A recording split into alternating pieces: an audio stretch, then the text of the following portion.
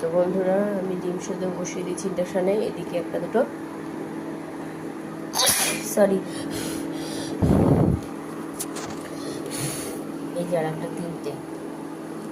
একটা ডিম দেওয়ার সঙ্গে সঙ্গে ফেটে গেল, ওটাকে তুলে নিলাম। এরকম সাদা সাদা গেঁচা গেঁচা হয়ে গেছে। দেখতে পাচ্ছ তোমরা?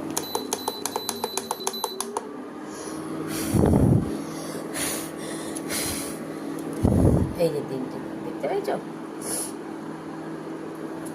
এই তিনটে ডিম দিয়ে হবে ঝোল। ফুলকপি করব। এই যে আলু কেটে ভেজে নিয়েছি, টমেটোটাকে এখন সুন্দর করে কেটে নেব, আদা কষে নিয়েছি, হলুদ, লঙ্কা গুঁড়ো, জিরেটাকে এখন জল দিয়ে করবো, ভাজা মশলা দেবো, তেল গরম হয়ে গেছে। এই ফুলকপিটা ভেজে রেখেছি, আর বললাম যে ডিম দেওয়ার সঙ্গে সঙ্গে ফেটে গেছে। এই দেখো কীভাবে ফেটে গেছে, পুরো একদম মাঝখান বরাবর ফেটে গেছে। কোথায় গেল? এই যে দেখা যাচ্ছে, এই যে, হ্যাঁ দেখতে পাচ্ছ, এই দেখো পুরো মাঝখান বরাবর হয়ে গেছে, ফেটে গেছে। তো চলো ওই দুটো নিয়ে আমলেট করে ঝোল করে দেবো, অসুবিধা নেই। তো চলো বন্ধুরা, আমি আস্তে আস্তে করে রেডি করি। হ্যাঁ, তো বন্ধুরা, এই যে তিনটে ডিমের ডিম গুঁড়ো গুঁড়ো গুঁড়ো হচ্ছে, করে থাক। আর এই যে আমি সেই মশলাটা গুলে নিলাম, হলুদ, লঙ্কা, জিরে গুঁড়ো, জল আর আদা। এই যে জিরে আর তেজপাতা দিয়ে দিয়েছি।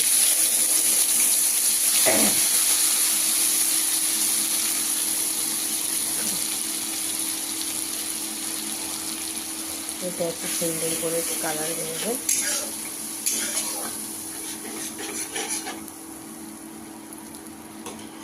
দেখতে পাচ্ছ? তো চলো আমি টমেটোটা কেটে নিয়ে পরে আবার আসছি। হ্যাঁ, তো বন্ধুরা, আমি আর একটু লঙ্কার গুঁড়ো দিয়ে দিলাম, আর এবার দিয়ে দেবো হচ্ছে টমেটোটা, কেটে রাখা টমেটোটা।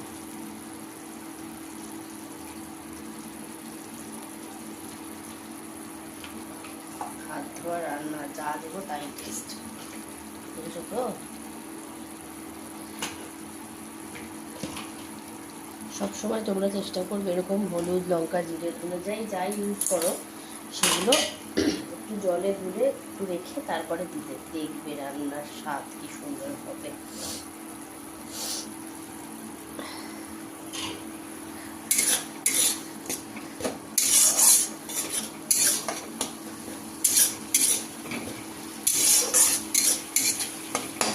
এটা হয়ে থাক, মশলাটা আস্তে আস্তে করে কষুক, গ্যাসটা আস্তে আস্তে করে দিয়ে দিই।